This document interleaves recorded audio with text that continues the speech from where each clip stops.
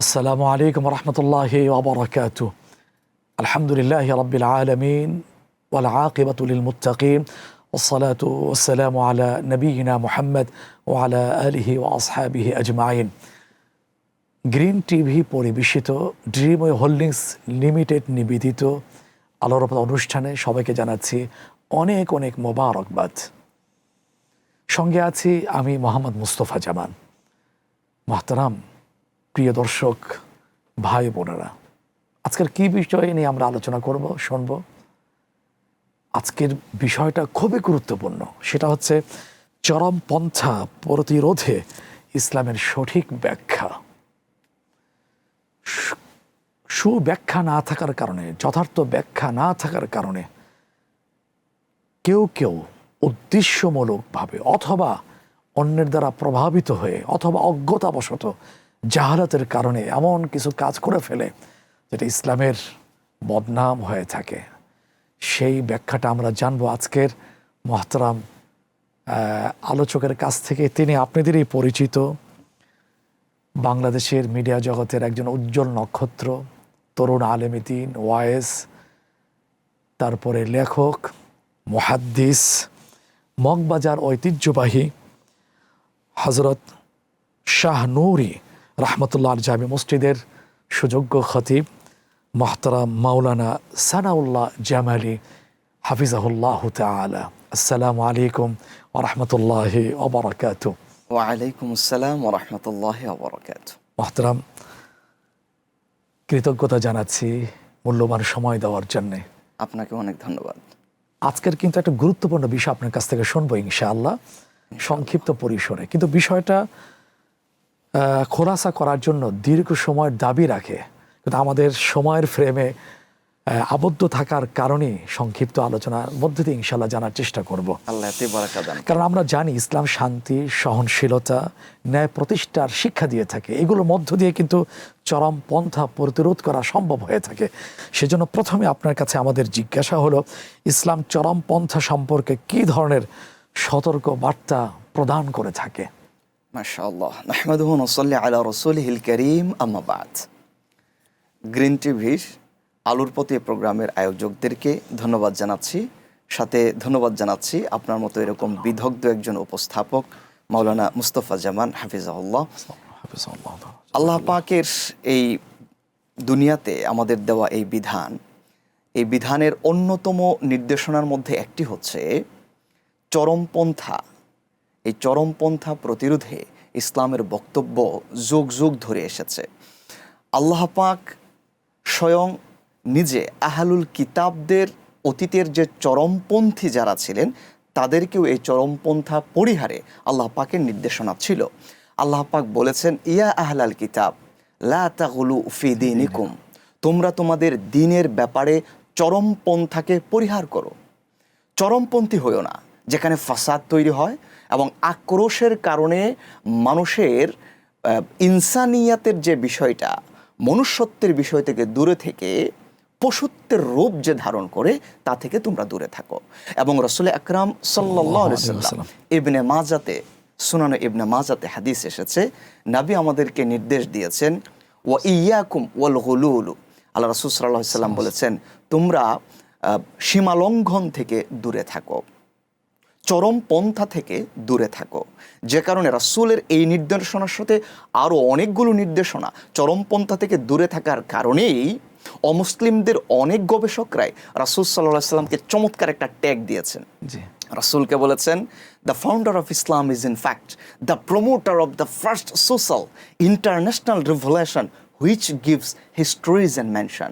এই পৃথিবীর ভিতরে একমাত্র এবং কেবলমাত্র নেতা হচ্ছেন রাসূল সাল্লাল্লাহু আলাইহি সাল্লাম, যিনি চরমপন্থা থেকে দূরে রেখেই মানুষকে জুলুম থেকে বাঁচিয়ে রেখে মানুষের সঠিক একটা দিশা দান করেছিলেন একমাত্র নেতা মুহাম্মদ সাল্লাল্লাহু আলাইহি ওয়াসাল্লাম। আর এই একটা চমৎকার ট্যাগ, এটা অমুসলিমদের দেওয়ার অন্যতম কারণই কিন্তু ছিল আল্লাহর রাসূল চরমপন্থাকে পরিহার করে মধ্যমপন্থা অবলম্বন করতেন। সুবহানাল্লাহ, সুবহানাল্লাহ।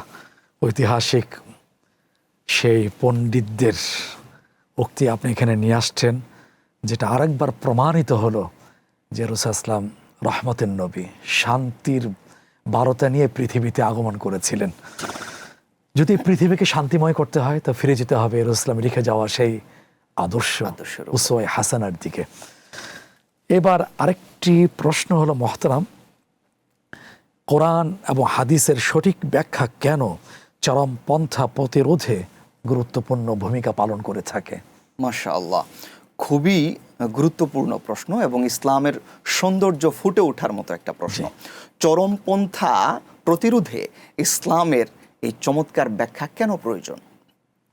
আপনি দেখুন, আল্লাহ পাক প্রথমেই মানব জাতিকে একটা চমৎকার নির্দেশনা দিয়েছেন, ফাসআলু আহলা যিকর ইন কুনতুম লা তা'লামুন। তোমরা যদি সঠিক ব্যাখ্যা না জানো তাহলে যিনি জানেন তার কাছ থেকে জেনে নাও। তবু তোমরা কোনো ক্ষেত্রে চরমপন্থা বা পথভ্রষ্টতা অবলম্বন করতেই পারো না। এবং আল্লাহ পাক যাকে চান কল্যাণের পথ দান করবেন, তাকে কিন্তু আল্লাহ পাক সঠিক ব্যাখ্যা বোঝার ক্ষমতাও দান করেন।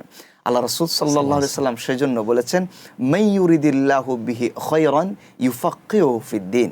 সুনান ইবনে মাজার এই হাদিস প্রমাণ করে যে আল্লাহ পাক ওই ব্যক্তিকেই সঠিক ব্যাখ্যা বোঝার তৌফিক দান করেন যাকে আল্লাহ পাক তার কল্যাণ দিতে চান। এজন্য আমরা যদি কোনো ব্যাখ্যা সঠিকটা না জানি আমরা জেনে নেব। আর ইসলামের প্রকৃত ব্যাখ্যাই একজন মানুষকে চরমপন্থা থেকে বাঁচিয়ে রেখে মধ্যম পন্থা অথবা সঠিক পথ বাছাই করতে সহযোগিতা করে। এজন্য ইসলামের ব্যাখ্যাটা, ইসলামের নির্দেশনাটাই মূলত চরমপন্থা থেকে বাঁচিয়ে রেখে উত্তম পন্থায় চলার মতো একটা নির্দেশনা দেয়। এজন্য আল্লাহ পাকের স্পষ্ট বক্তব্য হচ্ছে, ইন্না হাযা সিরাতী মুস্তাকিমা ফাত্তাবিউহু ওয়া লা তাত্তাবিউস সুবুলা ফাতাফাররাকা বিকুম আন সাবিলি। আমার এই দিন এটাই সরল সঠিক পন্থা, এই পথে তোমরা চলো। কোনো চরমপন্থা অথবা কোনো বিভ্রান্তিকর পথে তোমরা পা বাড়িও না, তাহলে তোমরা চূড়ান্ত সফলতা পাবে না। চূড়ান্ত সফলতা পেতে গেলে আল্লাহ পাকের দেওয়া এই বিধান পড়ো এবং এর সুষ্ঠু ব্যাখ্যা রাসূল থেকে নিয়ে এই পথে যদি কেউ চলে, তার পথ চলা হবে, শুরু হবে এই দুনিয়ায়, তার শেষ গন্তব্য হবে আল্লাহর জান্নাতের দরগোড়ায়। সুবহানাল্লাহ। আবার এটার তো ভরে ভরে ইতিহাস আছে, ইসলামের সোনালী যুগে স্বর্ণ অক্ষরে লিপিবদ্ধ আছে, সেই খোলাফায়ে রাশিদিনদের যুগে, পরবর্তীতে দীর্ঘ সময় উমাইয়া আব্বাসিয়া খেলাফতের কালে এই চরমপন্থা তো ছিল না। কিন্তু যতই কোরআন সুন্নাহ থেকে রাসূল সাল্লাল্লাহু আলাইহি ওয়াসাল্লাম লিখে যাওয়া আদর্শ থেকে আমরা দূরে সরে গিয়েছি, যার ফলে এই অনাকাঙ্ক্ষিত ঘটনাগুলো আমরা দেখতে পাচ্ছি, সম্মুখীন হচ্ছি। জাযাকাল্লাহ খাইরান। এরপরে আপনি একটা শব্দ বলেছেন, সেটার একটু অর্থ জানার চেষ্টা করব, যে ইসলামে তো মধ্যপন্থা উম্মতে ওয়াসাত বলতে কি বোঝানো হয়েছে? চমৎকার প্রশ্ন, এবং এই আলোচনার উপরে এই প্রশ্নটা খুবই দাবিদার সামনে আসার জন্য। ইসলামে মধ্যম পন্থা বা উম্মতে ওয়াসাত বলতে কি বোঝানো হয়েছে? স্বয়ং আল্লাহ পাক কোরআন হাকিমের মধ্যে ইরশাদ করেছেন, ওয়া কাযালিকা জাআলনাকুম উম্মাতাও ওয়াসাতা। আমি আল্লাহ পাক উম্মতে মুহাম্মদীকে মধ্যমপন্থী উম্মত বানিয়েছি। তো মধ্যমপন্থা বলতে কি, এর একাধিক ব্যাখ্যা রয়েছে। তো তাফসীর ইবনে কাসির, যেখানে ইবনে কাসির রাহিমাহুল্লাহ তার ব্যাখ্যা দিয়েছেন রাসূলের হাদিস থেকে, সেটা হচ্ছে এমন পথ যেটি না অতি বাড়াবাড়ি না অতি ছাড়াছাড়ি, মিডল পথকেই মধ্যম পন্থা বলা হয়। এবং এই উম্মতের মাধ্যমে আল্লাহ পাক সাক্ষ্য গ্রহণ করবেন আগের সকল নবীর উম্মতের, এজন্য এটাকে মধ্যম উম্মত বলা হয়। এবং রাসূল আকরাম সাল্লাল্লাহু আলাইহি সাল্লাম মধ্যম পন্থা বলতে কি তার বর্ণনা দিয়েছেন, যেটি মুসলিম শরীফের হাদিসে এসেছে। আল্লাহ রাসূল সাল্লাল্লাহু আলাইহি সাল্লাম বলেছেন, খয়রুল উমুরি আওসাতুহা। একটা কাজের উত্তমটা হচ্ছে তার মধ্যম পন্থা অবলম্বন করা। তার মানে হচ্ছে আমরা দিন পালনের ক্ষেত্রে চরম পন্থা অবলম্বন করব না, মানে অতি বাড়াবাড়ি, এবং দিন পালন করার ক্ষেত্রে ছাড়াছাড়ি করব না। এই মাঝামাঝি, না অতি বাড়াবাড়ি না অতি ছাড়াছাড়ি, তার মাঝখানের যে পথটা সেটাই হচ্ছে ওয়াসাত। আর এই পথ যে উম্মত অবলম্বন করে তাকে বলা হয় উম্মাতুল ওয়াসাত, মানে মধ্যমপন্থী। আল্লাহ পাক আমাদেরকে এটাই বোঝাতে চেয়েছেন এবং এটা হওয়ার তৌফিক আল্লাহ পাক আমাদেরকে দান করুন। আমিন আমিন। আরো আলোচনা শুনবো ইনশাআল্লাহ, হাতে আছে আরো প্রশ্ন, এগুলো উত্তর জানবো বিরতি থেকে ফিরে এসে ইনশাআল্লাহ। প্রিয় দর্শক, আপনারা দেখছেন আলোর পথ অনুষ্ঠান। সময় হয়েছে বিজ্ঞাপনের বিরতি, ফিরে আসছি কিছুক্ষণ পর, সাথেই থাকুন।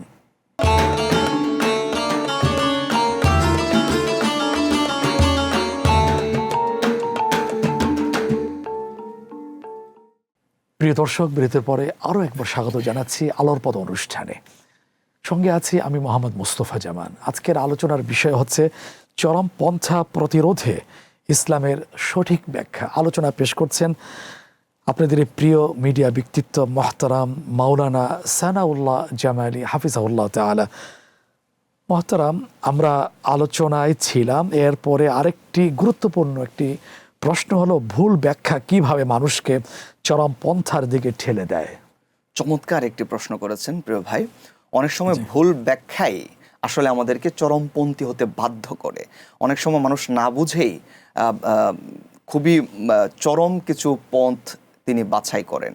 অনেক সময় মনে করেন যে মনে হয় এটা ইসলামের বক্তব্য, এই জায়গায় যে হলো আমি ফাসাদ তৈরি করলাম, কারো মাথায় বাড়ি দিলাম বা একটা বোম ফুটিয়ে দিল, মনে হয় এটা ইসলাম বোঝাতে চেয়েছে। এটা ওনার ব্যাখ্যা না বুঝার কারণে এটা হয়। যেমন এর একটা উদাহরণ সমসাময়িক থেকে আমি নিতে চাচ্ছি না, স্বয়ং রাসূলের যুগ থেকে নিতে চাচ্ছি, তাহলে বোঝা যাবে। নবী করিম সাল্লাল্লাহু আলাইহি সাল্লাম একবার সাহাবীদেরকে বললেন, তোমরা ওই মসজিদে যে আসরের নামাজ পড়বে। সাহাবায়ে কেরামরা রওনা দিলেন। তো রাস্তাটা দূরত্ব হওয়ার কারণে আসরের ওয়াক্ত হয়ে গেছে প্রতিমধ্যে। এখন এখানে দুটি মত তৈরি হলো। একদল ব্যাখ্যা করছেন যে রাসূল যেহেতু বলেছেন ওই জায়গায় যে আসর পড়তে, ওখানে যে আসর পড়তে হবে। আরেক দল বলছেন যে আসর ওখানে যেয়ে তো পড়তে পারবেন না ভাই, আসরের ওয়াক্ত তো চলে যাবে। রাসূল ওখানে আসর বলতে বুঝিয়েছেন যে আমরা যেন খুব দ্রুত পৌঁছি এবং এই টাইমের মধ্যে পৌঁছি, কিন্তু নামাজ তো ফৌত করা যাবে না, ওয়াক্ত মতো পড়তে হবে। তখন একদল ওয়াক্ত মতো নামাজ পড়ে নামাজের পরে যেয়ে পৌঁছলেন, আরেক দল কোনো রকম দৌড়ায় যায় ওই জায়গায় নামাজ কাজা করলেন। দু দলের মধ্যে ব্যাখ্যা শুরু হলো। একদল বলছে এটা সঠিক, আরেক দল বলছে এটা সঠিক। রাসূল সাল্লাল্লাহু আলাইহি সাল্লামের কাছে যখন তারা সফর শেষে এসেছেন, নবী করিম সাল্লাল্লাহু আলাইহি সাল্লামের কাছে এই ঘটনা উপস্থাপনের পরে আল্লাহর নবী বললেন, যারা আমার কথা মেনে আগে নামাজ পড়েছো তাদেরটাও সঠিক, যারা কাজা করে পড়েছো তাদেরটাও সঠিক। তাহলে ব্যাখ্যা জানতে হবে আগে, আর না হয় আমাদের বিভ্রান্তি হবে। এখানে যদি কেউ মনে করতেন আমারটা সঠিক, আরেকজনের মাথায় বাড়ি দিতেন, এবং উনি মনে করতেন আমারটা সঠিক, আগে যারা পড়েছে তাদেরটা ভুল, যদি মারামারি করতেন তাহলে উভয়ে ভুল করতেন।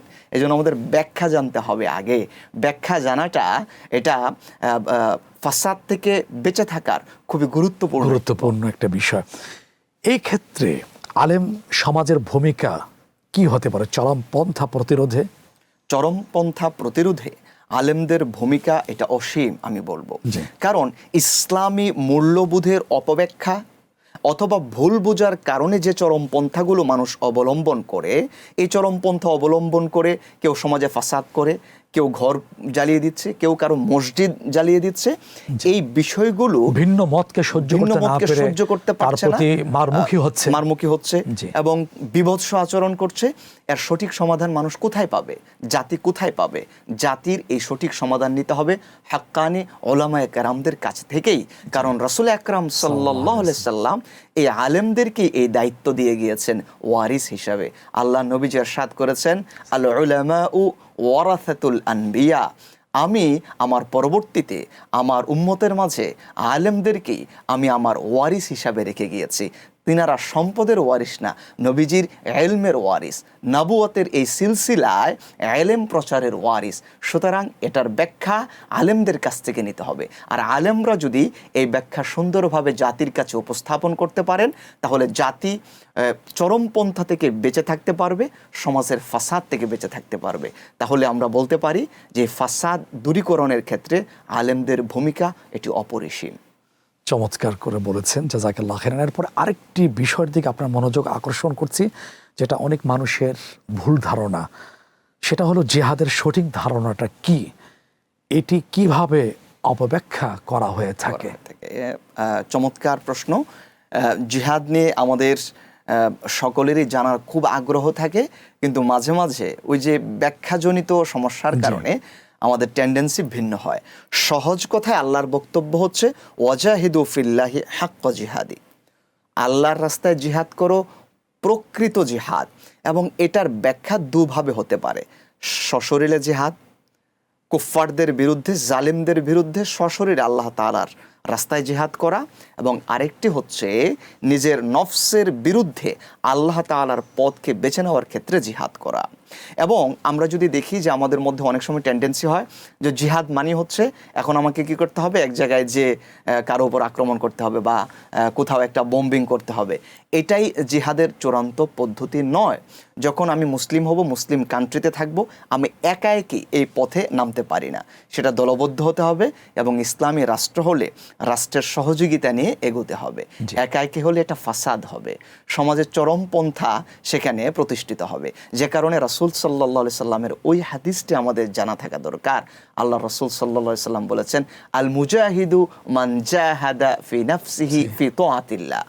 আল্লাহর আনুগত্য করার ক্ষেত্রে যিনি তার নফসের বিরুদ্ধে জিহাদ করেন উনি প্রকৃত মুজাহিদ। এজন্য আমাদের উচিত আমাদের নফসের বিরুদ্ধে, কুমন্ত্রণার বিরুদ্ধে আল্লাহর পথকে বেছে নেওয়ার ক্ষেত্রে আমাদের নিজেদের উপরে জিহাদ করা, এটা প্রথমত আমাদের জন্য উচিত। আর মুসলিম রাষ্ট্রে আমরা রাষ্ট্রের অনুমতি ছাড়া কারো উপরে জিহাদের নামে আমরা ফাসাদ তৈরি করতে পারি না, চড়াও হওয়ার কোনো সুযোগ নেই। সুন্দর করে বলেছেন। আল্লাহ তাআলা আমাদেরকে সহি বুঝ দান করুন। জাযাকাল্লাহু খাইরান। বারাকাল্লাহু আইদান। ওয়া ইয়াকা আইদান। প্রিয় দর্শক, খুবই গুরুত্বপূর্ণ বিষয়। প্রয়োজন ছিল একাধিক পর্বে বিষয়টাকে আরও বেশি খোলাসা করার। তারপরেও যতটুকু আমরা জানাতে পেরেছি, আল্লাহ তাআলা আমাদেরকে এই বিষয়ে সঠিক ধারণা দান করুন। আমরা এটা গ্রহণ করতে পারি, এই মেসেজটা নিতে পারি, সেটা হলো সঠিক ইসলামটাই হলো চরম পন্থা প্রতিরোধে একটি শক্তিশালী মাধ্যম। সেজন্য আসুন না, শান্তি, ন্যায় প্রতিষ্ঠা, ইসলামের শিক্ষা অনুসরণ করে সুস্থ এবং সহনশীল সমাজ বিনির্মাণে ভূমিকা পালন করি। আল্লাহ তাআলা সে আমাদেরকে সেই ইসলামী চেতনা, ইমানি চেতনা দান করুন, এই প্রত্যাশা আজ এখানে শেষ করছি। আমিন। আসসালামু আলাইকুম ওয়া রাহমাতুল্লাহি ওয়া বারাকাতুহু।